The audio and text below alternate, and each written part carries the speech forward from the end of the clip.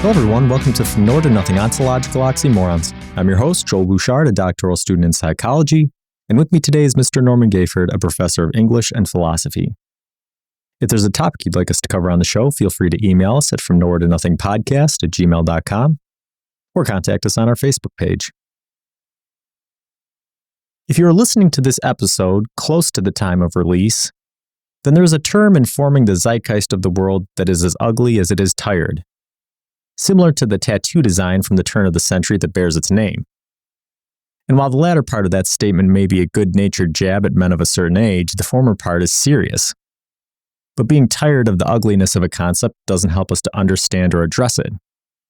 Today, we'll take a fresh, in-depth look at tribalism. All right, so this one was a listener request from Kiernan. And his sort of impetus for wanting us to cover it was, he goes, hey, have you guys ever done an episode talking about how, through human evolution, people, developing in tribes affects how the world works? I go, oh yeah, we've talked about it. I said, but we've never done a whole episode. So it's probably a good good idea that we do. Yes. So what is tribalism? Well, first we should take on the word that's the root, which is tribe. And to not put too fine a point on it, that's a word that is anchored in European etymology and then back to ancient Rome. But it's important to keep that in mind, because the term, when it starts to be applied with first contact and then more contact in the so-called New World back then, though that term was being applied to groups of people who did not themselves call themselves tribes. And so it's a word that can be used in the sense of political power or vertically to narrow and to cluster groups of people, when most all indigenous people referred to themselves in their own languages as the people or this people or the name, and so just when people think of that version of it, what it meant was a social division in a society, usually a traditional society, that is consists of links of some kind or another, of communities. And so what kind of links might there be? Well, social or religious or language, dialects, and sometimes economics, and sometimes family. And so with that as the basis as a word, then we think of tribalism in as neutral a way as possible. I think we could say that tribalism is the thinking about groups of people by what seemingly separates them, or if not separate, distinguishes them from other groups of people. Yeah, I think that's a really good start. And this is going to be a complicated topic. We were talking about it a little bit before the show, because there's many different ways you can look at the term. And depending on how you do, we can see, positive aspects of belonging to a tribe, negative aspects of it, ways in which people who belong to tribes have been subjected to some of the worst conditions in history, and situations where people belonging to a tribe have committed some of the greatest atrocities in history. So it's a very complex phenomenon. We're going to try to cover it as best we can, but I do like thinking about the history of the word, because I ran across the same thing that you did when I was researching it, that most people, indigenous people belonging to what we consider tribes, like you said, they just refer to themselves as the people, right? And you can see the problematic aspects of that usage, but you can also see how now assigning a new word to them based off being an outsider can be problematic, right? Yeah. You mentioned the Romans, right? So the Romans came up with the word barbarian for the Germanic people, right? There's obviously a pejorative aspect to the word barbarian. And really all it's based on is just that, hey, their language sounds like bar, bar, bar. You know? Well, so it was pejorative, but it was certainly politically canted toward being negative and superior to Romans. Okay, so the word pagan, I know I've mentioned this before, but since you bring it up, the word pagan meant an inept soldier. It was a country boy who couldn't manage. It was sort of like Gomer Pyle, right. An old TV show. So pagan certainly took on different aspects. So words, as we know, we talk about this all the time, words shift and are morphed by hands for certain purposes and then slip right through those hands to become other things.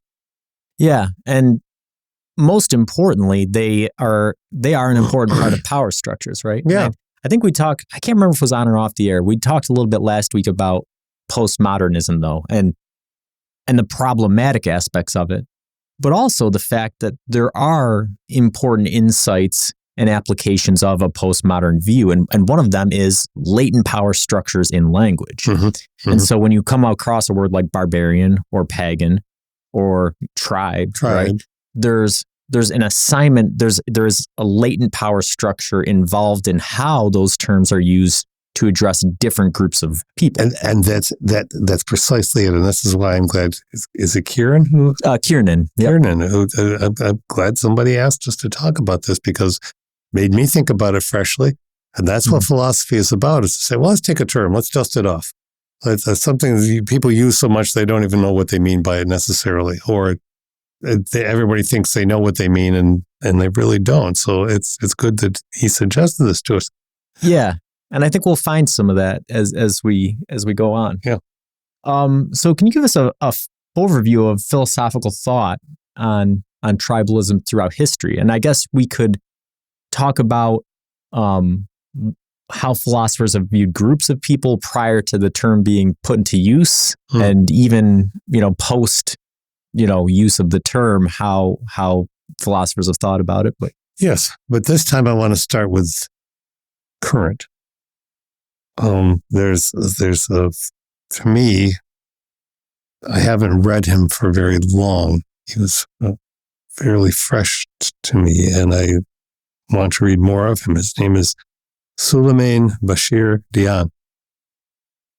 And he is multicultural, but he comes from the continent of Africa, and he is French, with ties to Belgium, but he teaches in the United States, and he's a little bit older than I am. But he talks frequently about tribalism. And what he says, and why I'm starting with him, is that, among other things, as I understand it, that we really need to get beyond the referencing of the ancient big philosophers who said things, wrote things that sometimes are still applicable, as we adequately demonstrate week to week, but that are not entirely necessarily up to the task of the things we're facing now. And that's why newer philosophers need to take things on. So I point to Suleiman Bashir Dian primarily because this is what has been focusing a lot upon. And his focus is that tribalism, when it becomes isolationism, is a crisis for humanity. Now, he's not asserting that humanity itself is a tribe, because to say 8 billion people are one tribe sort of denies other, whatever individual characteristics you might mean. But when it's isolationist, it becomes a crisis because we have no time left to us to keep putting people off and separating them out and being better than or worse than the us versus them. It needs to be understood and brought to terms relatively quickly, and from his view. And so, if we are primarily isolationist, is that what humanity is about? Is that built into us? Is that what we feel the need to do, or is that the way that we approach ethics? He asks questions like this. And I think that while there are roots back into the ancients, I think he's right that the ancients were not capable because of the state of the world. They did not know the world in its entirety. None of us knows the world in its entirety. That's not arrogant. They did not have the numbers of people to account for and the diversity of peoples that we do. Yeah. And again, I sort of tongue in cheek was talking about the zeitgeist of our time and tattoos in the monologue, right? But it does apply, right? This week they had they scanned a scroll using a new type of imaging, and they found a record of Plato's death. Yes, right? yes, that was marvelous. And there was a slave girl that was playing a song for him, and he was critiquing her playing and whatnot before he died. And one thing that did occur to me in that account was, there was a demonizing of the founding fathers due primarily to slavery. A few years back is when it really hit a fever pitch. Yeah. And we talked about it on the show quite a bit, how, there's a way to go about,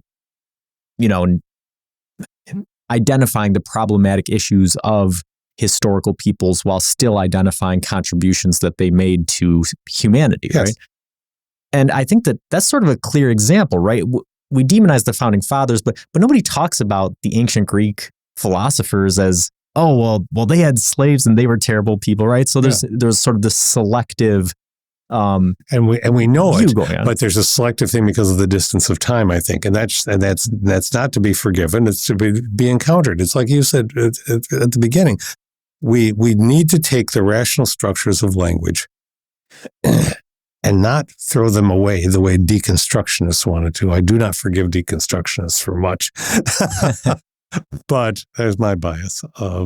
But the invitation is always there intellectually to say, well, let's look at what we really intend with this word. And Suleiman Bashir Dian concentrates on immigration and the word migrant and what we mean by borders and how those things in themselves, how they're used, become political tools and become points of focus that try to demonize, to separate, to make less and more that verticality of assessment of human beings. Yeah, so I think that is a good point, right? When we're as philosophers, right, our job isn't just to go to certain sources who we think of as being the most credible overall to form a conception of a certain abstraction. It's always to seek out who the best thinker is. And sometimes that's not the monolithic characters in ancient philosophy. Sometimes it's people that are more modern because concepts are more modern. Words spring into and out of existence. Right. Concepts spring in and out of existence. Concepts change over time. People and cultures change over time. So in order to address certain things properly, sometimes you can't go back to the same old people that you always think. Or you can reference them and say, okay, nod. Here's the do nod, tip of the hat. But on gender, people like Judith Butler, they are the preeminent philosopher on gender right now. Book after book, fascinating. Bashir Dian is, I think, very much the philosopher on these topics related to tribalism. So anyway, so that for me, it's more important to talk about the current and this one than in the past. Yeah, and I agree. So did formal conceptions of tribalism arise from evolutionary psychology, or was it somewhere else? I think more anthropology. Sociology hasn't existed for as long as anthropology, but I think anthropological. Well, let's see. Let's go watch people. Let's study from a distance. Let's see what we can figure out about what they're doing. And one of my old friends started out as an anthropologist, and he still, I think, sees the world in those kind of ways sometimes. And that's honorable in the sense that you don't want to intrude into a culture. Just come in, hey, we're going to start doing this with you. It's rather to try to learn from what one observes. But of course, we know from perception that we'll make terrible mistakes by assuming that what we see is absolutely the accurate view. Yeah. I guess my guess is that, academic conceptions of tribalism probably stemmed from an interrelationship of anthropology and evolutionary psychology, right? Because you have the observational nature of anthropology, people making, accounts and and observations of tribes, and then taking them back to academia, and then psychologists going, well, what's actually happening here? How did these behaviors develop, and where did they come from? And sort of extrapolating back in an intuitive fashion to make assumptions about where certain aspects of a culture came from. So how do you want to go about this? Well, you said something and it raised an interesting question for me, right? You mentioned how you can't call all 8 billion people on Earth one tribe, because then the word sort of loses its meaning, essentially, right? If everyone's super, then no one. Right. But then on the other side of it, I'm thinking of on the opposite end of the spectrum, because that's my favorite philosophical approach, right? Take things to the two extremes and then see how far you can make the term work. There was a guy in Brazil who was part of a certain indigenous tribe that dug these very very unique holes in the ground. And they were the only tribe known to do this. And then throughout the 20th century, the tribe died off until there was only one guy left. And I think he lived for like 30 something years after everybody else had died. And anthropologists made attempts to try to contact him, try to help him out. And they'd leave food for him and then they'd back away and he would take it, but he would never interact with them. If they got too close, he'd attack them or he'd run away. But anywhere he went, they'd find these unique holes that he would dig. And I think eventually, they believe he died off in 2012 maybe, or somewhere around there, or they lost track of him, something like that. But they referred to him as the last member of this tribe, right? Indicating that the tribe still exists, although there's one individual. So can you have a tribe of one, right? If he has his own unique culture and his own unique, does the tribe still exist with the single member? What a fascinating question. I think as someone who, if we presume, observe that he carries, or that person, whoever, whatever gender, but in this case, he carries the collective memories of, the stories of, the language of his people.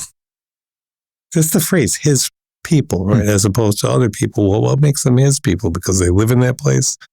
Because they dig fascinating holes? Because they have a different language? And really the answer is yes, and a whole lot of other items on it. But if you say a tribe, a group has gone extinct, then that's different than saying he's a tribe of one.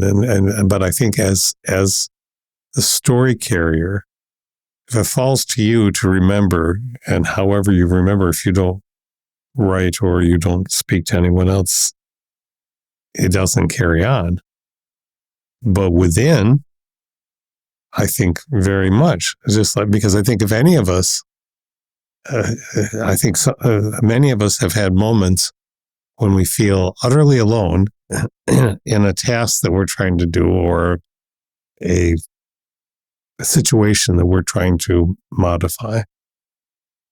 And sometimes we'll call on, in our minds, mentors, people who are no longer there with us, and yet they're in our minds. Yeah.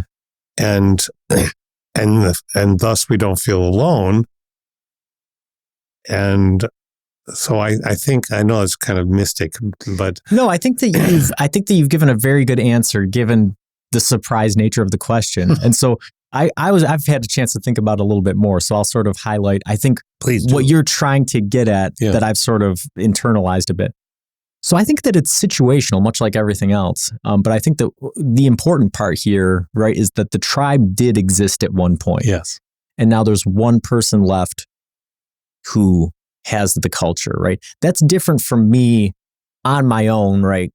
Developing a language and developing all this stuff, because there's no other people involved, right? So even if I develop my own language and my own habits and stuff, I would never be a tribe of one, right? Because that's just an idiosyncratic part of my nature, right? Then it's psychology, right?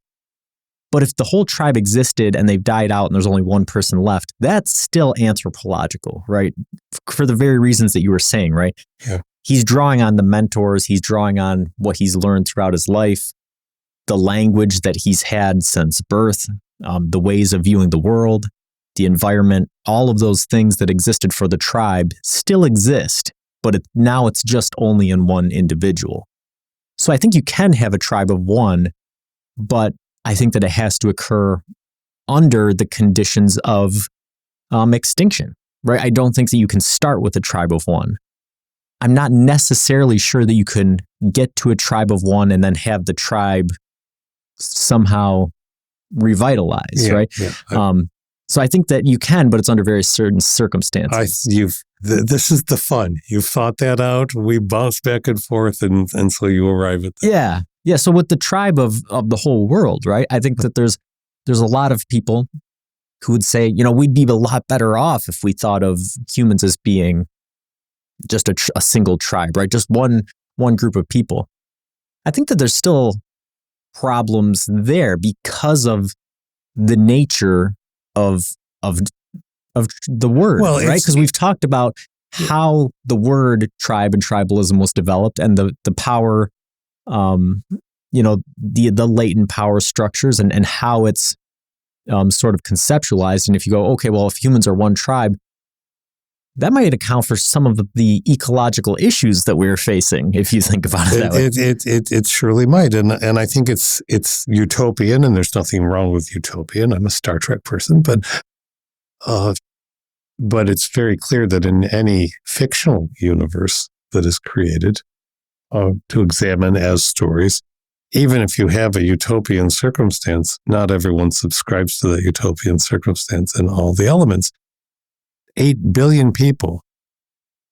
But let's assume for a moment this a marvelous thing, that everyone has equal access to food. Because we know now the entire planet could eat well, but we just don't help it happen. Everyone has access to water, everyone has access to medicine, everyone has access to the basic low-level Maslow primary rung on the ladder. Does that mean everyone should have one language? Is language nothing but a utility by which we communicate? And if everybody communicated in the same language, well, things would be so much better. I think not. No, yeah. And language is the basis of culture. Oh, well, we should all have one religion. Why should we have a religion at all? Someone would say, out of that 8 billion, that would be me. and So I don't think you would get to that. But if so, which religion? Well, we see how that's going. Right.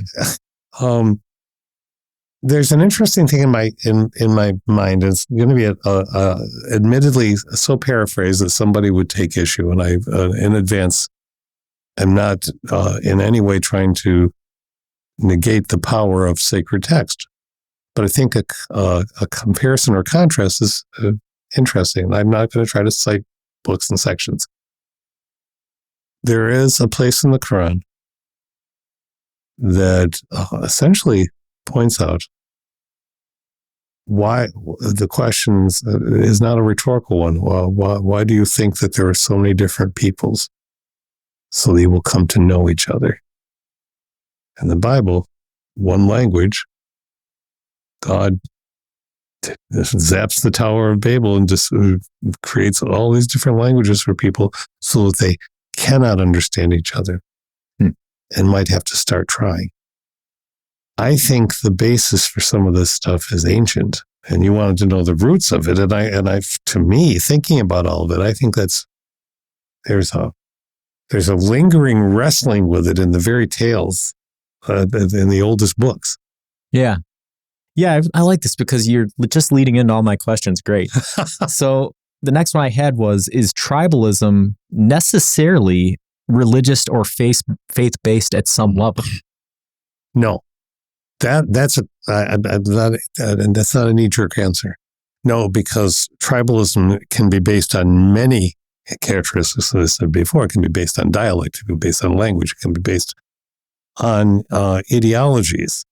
It is more necessarily based, I think, on ideologies than on religion. Religion can be part of that. So, okay, yeah. And so that's why I sort of qualified the question with religion or faith-based at some level, right? Do you think that you have to have some aspect of, I wouldn't say unerring, but some aspect of faith in the nature of your tribe in order to have a tribe? And I think what's interesting here is we're getting into what defines a tribe, and we've thrown around a bunch of terms here, so maybe clarification would help, right? And I think that the best one might be culture, right? What separates a culture from a tribe? Wow. I'm thinking on one's feet, man. It's hard because there's, and this, I think that part of this is obfuscated by the current use of the word tribe, which in doing research for the episode, what I discovered was that the tired way that we're using tribe in the current zeitgeist actually isn't really tribalism at all, right? It's a misnomer. It's a misusage of the term. It is. And a lot of the tribalism is sort of developed through technological means, which according to many academics is not a way that a tribe can be formed at all. If you have to have physical proximity in order for a tribe to exist. Okay, so let me approach this a different way. So I refer to some of my second-born adult child's professional groups and friends and supporters, and not just my firstborn child. But I start with them because I think that there's interesting conversations going on. For me, the word, not collegiality, but the metaphor is different. It was the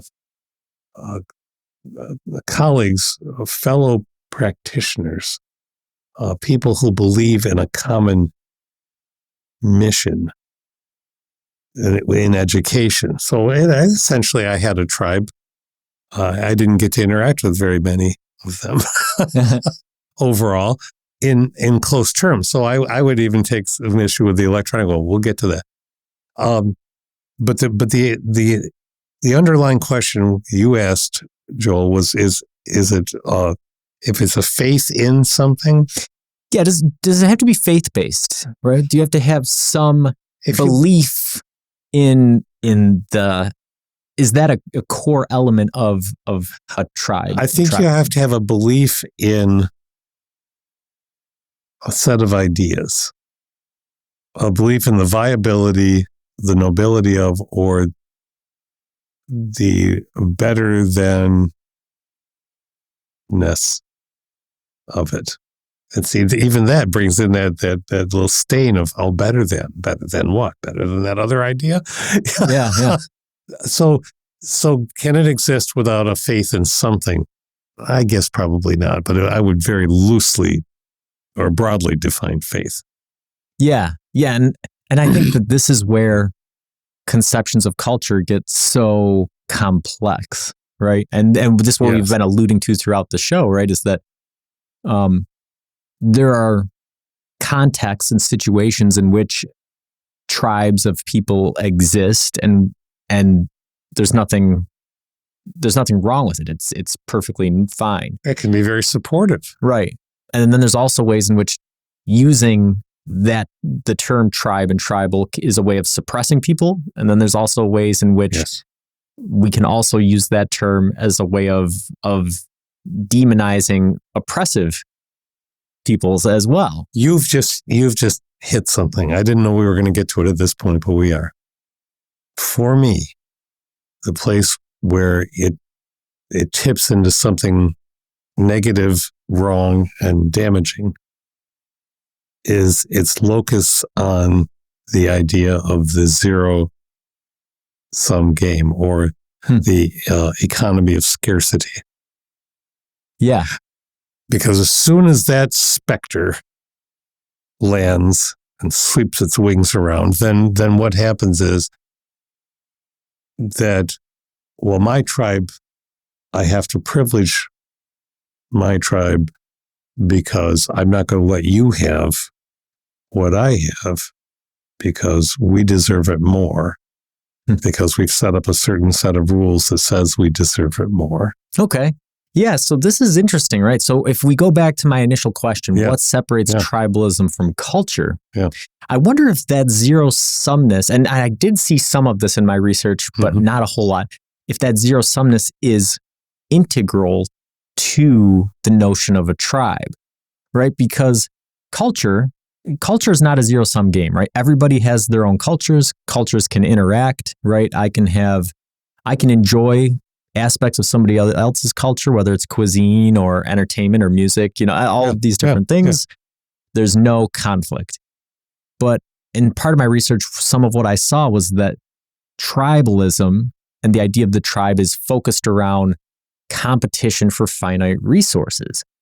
And so if you think about that and you couple it, this is the important part, right, is you couple it with the fact that most indigenous tribes did not choose the word tribe for themselves. Right. It was assigned to them, right?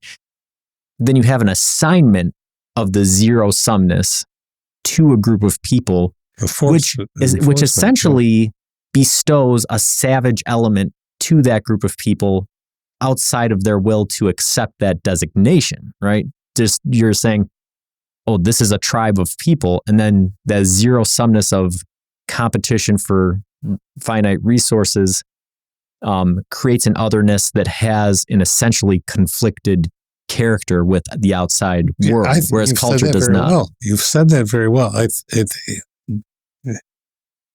We take a word and we let it shape us.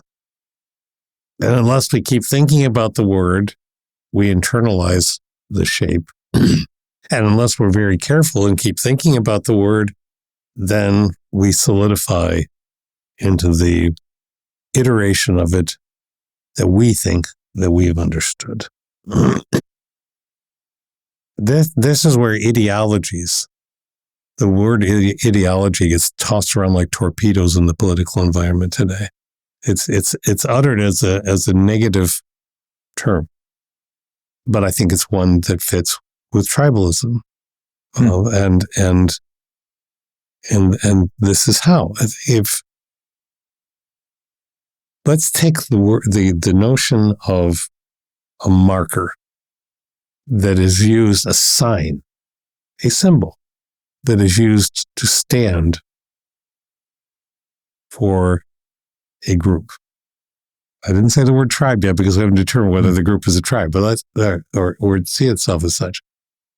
So let's say a flag, and let's say we determined by formal rules that this flag represents our people. Did everyone have a chance to determine that? No. Was the flag designed? Yes, of course. And anyone's flag is. Can it have many meanings? Potentially, yes. But is a single meaning trained into people? I think it is. and if so, that can lead to a narrowness and a putting up bars and windows and borders and blockades, and there's an ideological training in that. Everyone assumes, for instance, as one example, well, of course, you just say the Pledge of Allegiance every day from the moment you are preschoolers. I don't know about homeschoolers, but preschoolers in the formal education system, before they know what they're saying. It's just words. But then it becomes memorized. Ask any kid, they'll tell you they probably are going to use substitute words because they're hearing the syllables. Until you get to a point where the words are so ingrained that you take them on faith, even though you probably don't know what they mean. Yeah, it's really interesting, right? Because you see, I think that the Pledge of Allegiance is a good one, right? Because if you're listening to the show in America, you're very familiar with it. Yeah.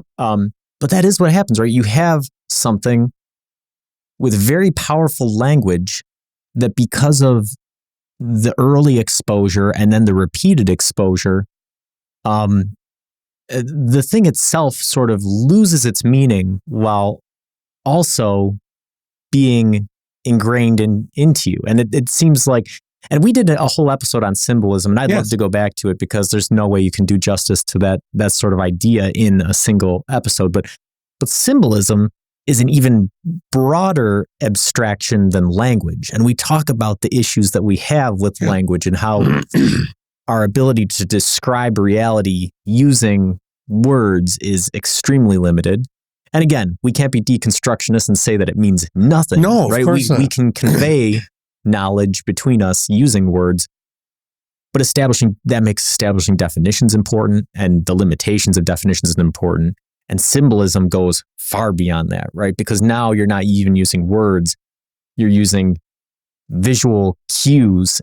And I think that the broader and more abstract you get, the easier it is to incorporate more abstract concepts, and the easier it is for those things to be sort of subsumed by different groups for different reasons. And so when you take that symbolism, that idea of symbolism in language, and you apply it to us and them as broad pronoun topics, but that's how so much of what we're living through now is, and it's not unique to the 21st century, but it is highly acutely,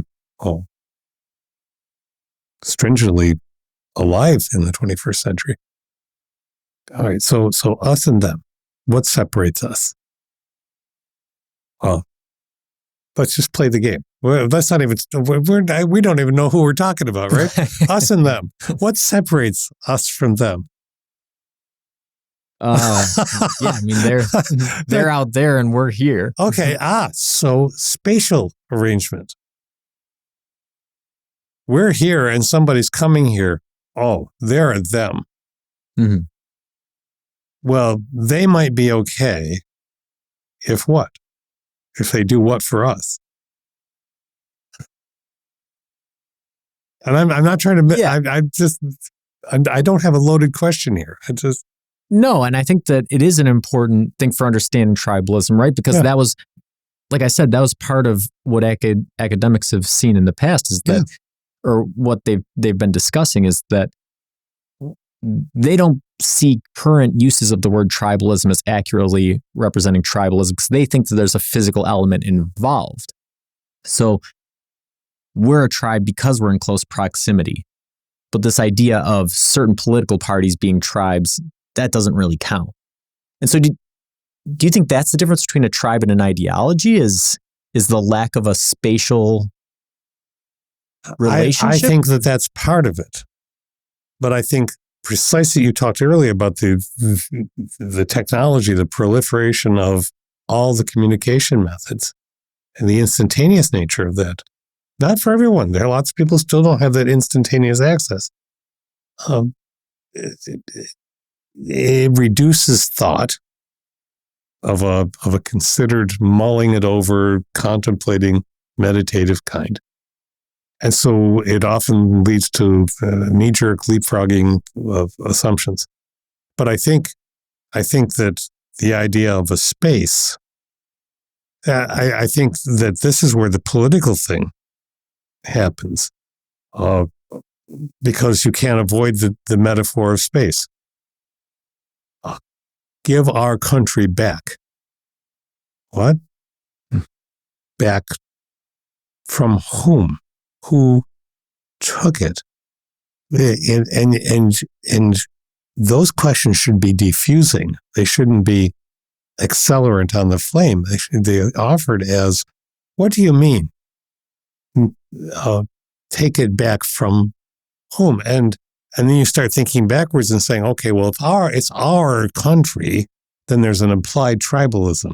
Well, the people. And this occurred to me as well. So I'm interested to hear it like this. So like we've talked about, the general thought is that there's a spatial relationship is sort of integral to the idea of tribalism. Mm-hmm.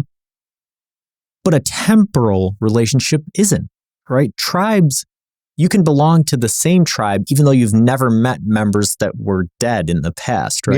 Yes. Do you think that is true of ideologies, or do you think that they do have a temporal shift in their relationship? I think ideologies have a shift. I think so as well. Very well. Right? Because even if you look at, because generations of people think of things different ways, and then the whole ideology changes. At the beginning of our country, the Pledge of Allegiance did not exist. In the second century, in the first century of our country, the United States, there was no Pledge of Allegiance. It was only into the second century that was created, but it was one person. See, I'm thinking about the one person who was a pastor who was trying to make some money on an outside publishing venture and wrote this and put it in his magazine and was hawking it, and people picked up on it. And then a decade or two later, people changed it. And then another decade later, people changed it again. Why? Because of the perceived threat of an ism, communism. So we have to even add more words to our ideological thing that didn't exist at the beginning. All that's to say, yes, an ideology, the strand underneath it may be there, but the iteration of it has profoundly changed. Okay, so if we sort of take for our basis the notion that tribalism requires a spatial relationship, but not a temporal continuity. Well, a spatial relationship and a temporal continuity, and an ideology does not require either. Do you think that helps explain the notion that our current use of the word tribalism as representing political groups is a misnomer? I do. Do you? Yeah, I think so. I think that, here's it goes, I was about to use a spatial, it goes south. Isn't that an interesting term? It doesn't function quite because in an ideology, there is a misperception of temporality that is twisted and misrepresented. Whereas in a tribal context, the effort is to always preserve the accuracy of the history. And I think this is why tribalism gets to be a pejorative term for people who are slinging political rhetoric, because to me, the tribalism at its best is a protective and nurturing, encouraging, self-validating, mentoring kind of construct. I know that's not what everyone means by it, because we all interpret things. So it doesn't. I don't see it at its best as something that is defensive, restrictive, exclusive, excluding. But I think that with that, let's think of something that's not as charged. Food. Well, we have Italian food, we have Korean food, we have what do we mean by that? Well, these are recipes that come down through culture and time and are modified. But we know we're not eating. I'm careful, because I'm not, I say we know, but I'm also winking here. We know that we're not eating American food, right? We shouldn't know that. Right. and so even food, which is marvelous and which we all need and which most people enjoy when they can, and not enough people have. There's all kinds of implications of a tribe. Yeah, and says, invite, come in. Yeah, and food. So I see an interesting sort of dichotomy emerging between the conception of the tribe and the language of the word, right? Yes. And so we've talked about how the language of the word was developed to institute power structures, and that sort of ugliness has followed the word throughout its usage and has given characteristics to certain groups that did not want those characteristics, but has also been weaponized in a way that allows certain constructs to take on zero-sum aspects that shouldn't be there. But it also has a uniting feature where we use it in a way that I don't think it was intended to be used, right? Mm-hmm. Because we do use it positively, right? People say, yes, you are my tribe, right? Of their friends and their family and things. And so, again, as with any word, over centuries of history, it's changed, right? And it hasn't changed in the same way for the same people in all the same contexts at all the same times, right? Yeah. So, yeah, the word can be used to mean zero-sum fights for finite resources and to define certain groups of people as savages, right? Politically aberrant. But it's also, but it's also been used as a term that can unite groups of people and identify culture sharing properties that are based off of shared belief structures. So all of those things in themselves can be negative, but they aren't necessarily negative. So culture is a marker of our characteristic of a tribe or tribalism. And within culture, we have language, we have art. You point out music, art of any kind. We all make art as human beings of many kinds. We all make food. We all have a language. But we get to the point of privileging one language one way of doing things, all that one, or this is the best way. And when this is the best way, it's just because that's how we've always done it. There's a static nature that is not tribal. Right. And I think that that's illusory, right? Because if we go back to the food example, right?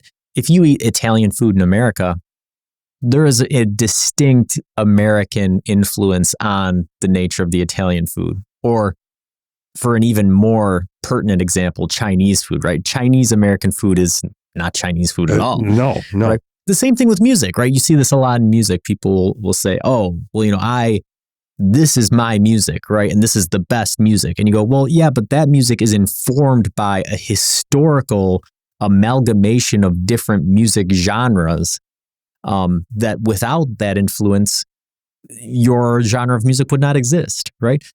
That same construction of concepts exists across all spans of cultural and ideological,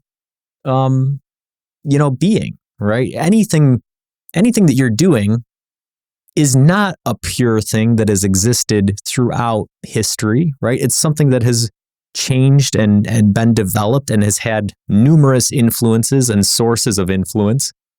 And it's still changing to this day, and it will change into the future. And the idea of this static thing that is idealistic and it's a Platonic ideal, right? It's perfect. It's existed throughout time in the same way, and it will continue the same way. That's all an illusion. It is an illusion. It is illusory. I mean, if you wanted, I'm going to use this just because it's so obvious. The one of the rhetorical stances that blasts tribalism so much is itself an ultimate example of tribalism, which is Christian nationalism, or the people who purvey replacement theory kinds of things. Because we got to preserve us. If us means the white and male and Christian. And to blast everyone else as being tribalistic because that's the tribe to be in. Well, it's just, and it's counter. It is a good example, right? Because our very notion of Christianity today is built on fractious relationships, right? You have the Catholics and Protestants who split, and then you have Orthodox Christians, which are their own thing. And even today, Protestant churches split from themselves, have their own denominations, and then within those own denominations, they're fractioning currently. The Methodists, are fractioning over transgender rights and women's ability to be ministers. And I applaud that. I applaud that, not out of a sense of disunity, but out of a sense of that means people are thinking. Yeah, it means that some aspect of it's. But that's the whole point, right? Is that the concept of the overarching notion of Christianity has never been a static thing. It's always developed throughout time. And so perhaps you have a very limited number of core elements that have remained the same in terms of, but I mean, even when you get to the big ones, okay, well, you have the singular Christian God. You go, okay, well, was the God from the Old Testament and the New Testament the same? Do people still think of him the same way today? Do they pray the same way? Again, all of the concepts are constantly in flux. They're constantly changing, right? And people don't want to hear that, right? No, they don't. And that takes us. If you think of the part of the United States, the political rhetoric is tribalistic. And then you take one of the most overused, tropish now, and it's not used by people as much anymore, but the idea of the melting pot. And you just think about that for a minute. What happens in a melting pot? Yeah, you're taking a bunch of different things and throwing them in. They're becoming one thing. And they're becoming one thing. What happens when you put every color together? I'm an artist. I can. What do you get? Black. Yes. Brown.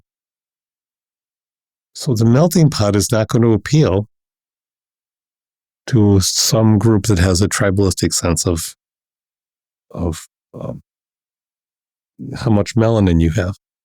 And that's just, it's just one tiny thing. Who speaks what language? Well, this language is the best language.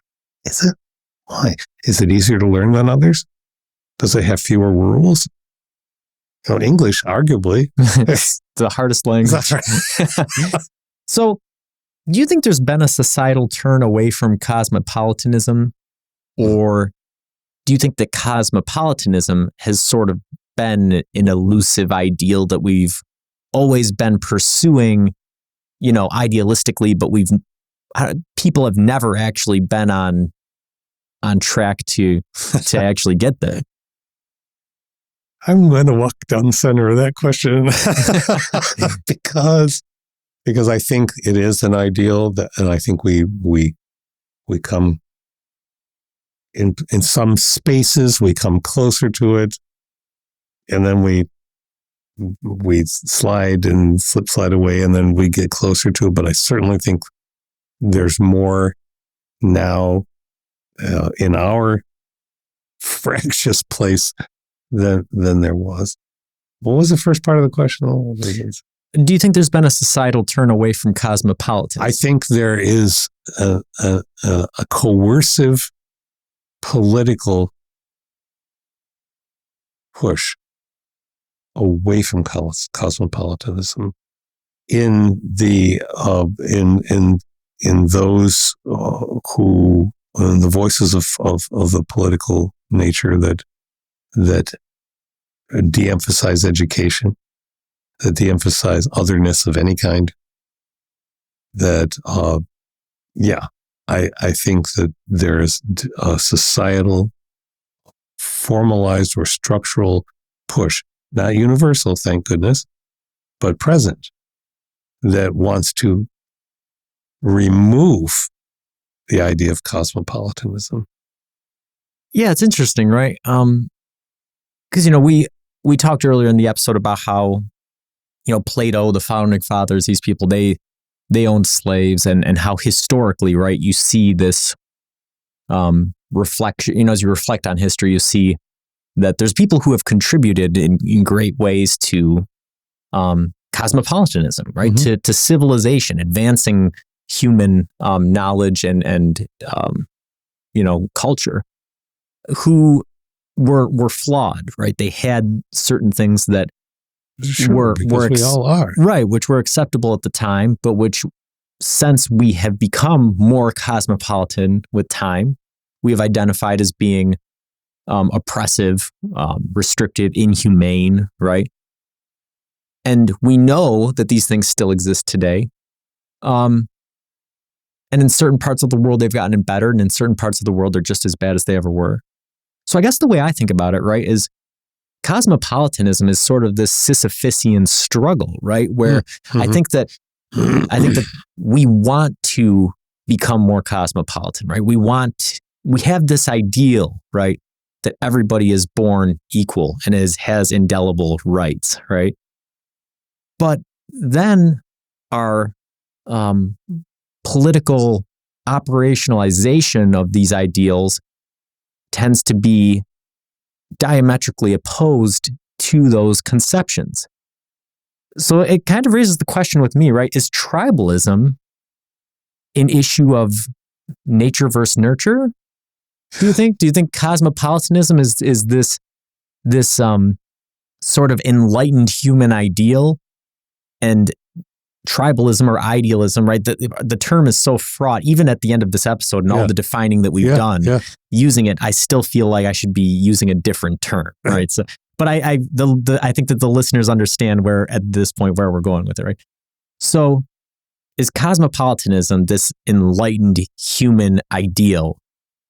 And is tribalism or idealism the stone that's pushing us back down the hill?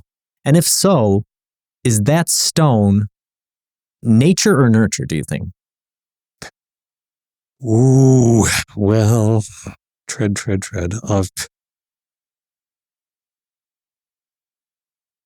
I hate going to the, I think it's some of both, because we often do that with nature and nurture, right? But there's an inevitability to that. Yeah. I think there is some of both.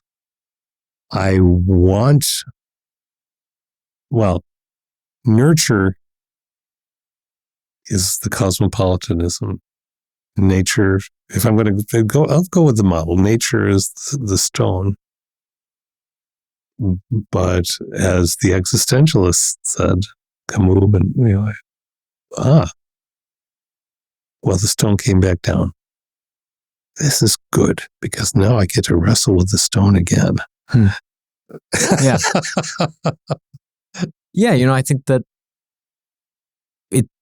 we've talked about it. It's easy for humans to forget that we're animals, right? And so we have an evolutionary phylogenetic history, right, of development. Our brains have developed in a certain way, not to identify, as we've talked about in episodes a few months ago, looking at when we were taking a deep dive into metaphysical reality, right?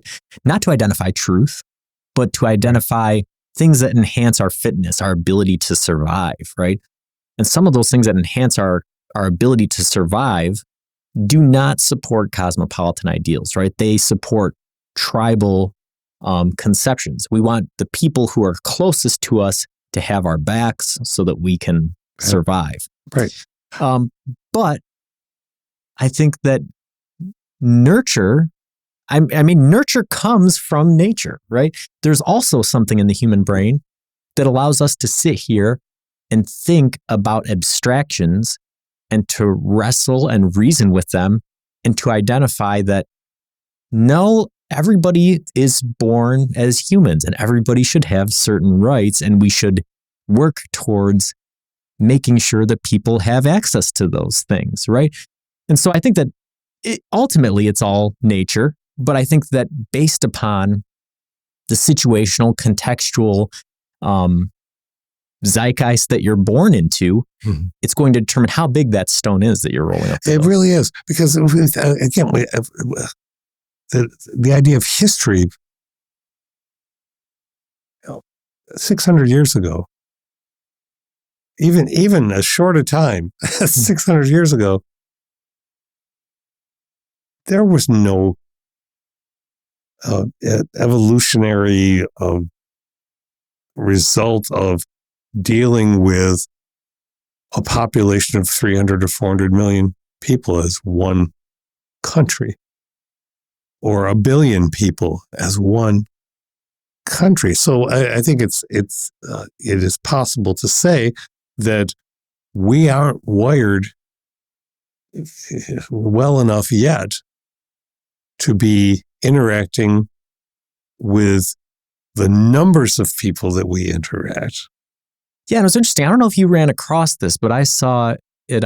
Anthropologists, they can put a number on it where they can see at what point things fall. Yeah, at what point your conception of people as three-dimensional characters ceases to exist. I'm trying to remember the number. Do you remember? Yes, I haven't. The lower estimates were 150 and the upper estimates were 300 people.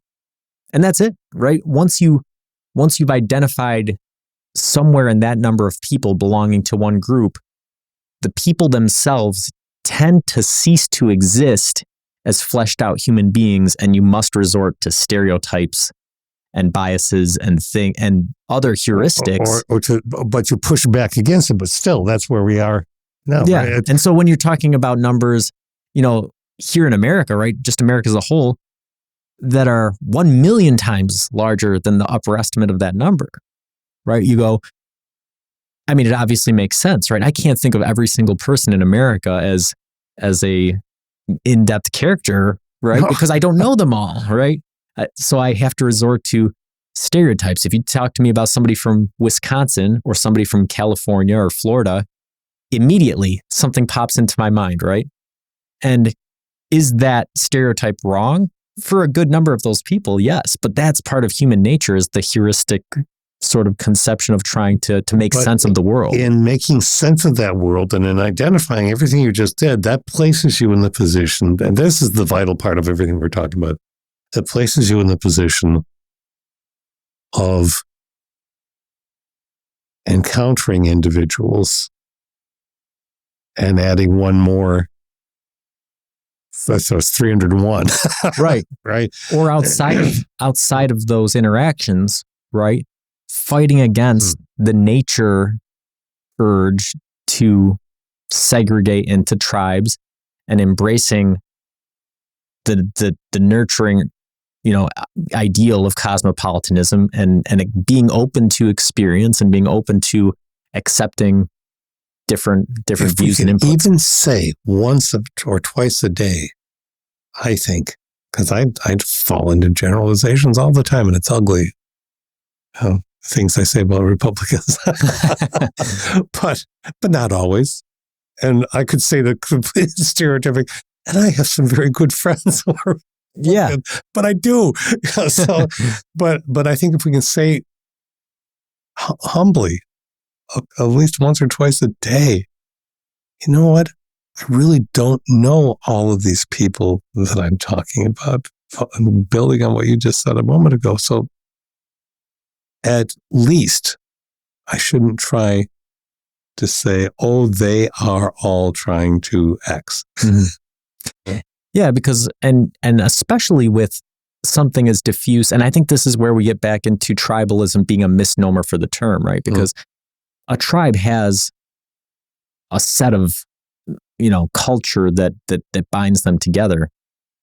Whereas an ideology or a group construct, such as a political party, right? People will subscribe to a political party for a vast number of different reasons. And some of them may be very tenuous, right?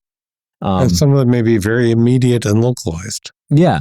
And so ascribing certain characteristics to somebody of a certain group based off of their participation in that group, it's always going to be fraught with bias, and it's always going to be fraught with stereotypes that are inaccurate. Because people are just more complex than that. That's what it boils down to. I'm glad we are. Yeah. It may be our saving grace.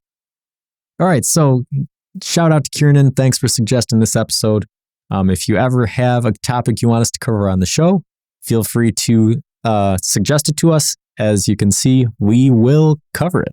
So until next time, keep pondering.